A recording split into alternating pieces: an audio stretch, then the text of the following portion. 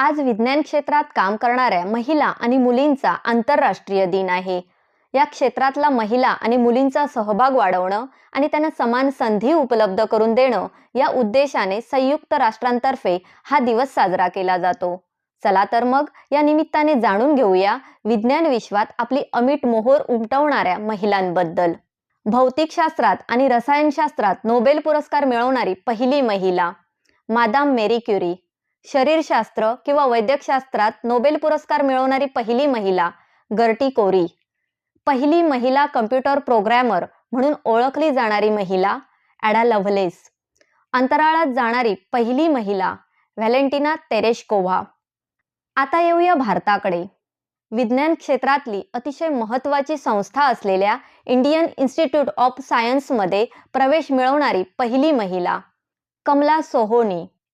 विज्ञान क्षेत्रात डॉक्टरेट मिळवणाऱ्या पहिल्या महिलांपैकी एक म्हणूनही कमलाबाईंकडे पाहिलं जातं आणि ई.के. जानकी अम्मल यांच्याकडेही. भारतात विज्ञान क्षेत्रामध्ये PhD मिळवणाऱ्या पहिल्या महिलांपैकी एक असीमा चॅटर्जी. रसायनशास्त्रात अतिशय प्रतिष्ठेचा मानला जाणारा शांती स्वरूप भटनागर पुरस्कार मिळवणाऱ्या पहिल्या महिला हा मानही असीमा चॅटर्जी यांनाच जातो. भारतातल्या पहिल्या महिला इंजिनियर ललिता. अंतराळात झेपावणारी भारतात जन्मलेली पहिली महिला कल्पना चावला. हवामान क्षेत्रात उल्लेखनीय कामगिरी करणाऱ्या पहिल्या महिलांपैकी एक अन्ना मणी.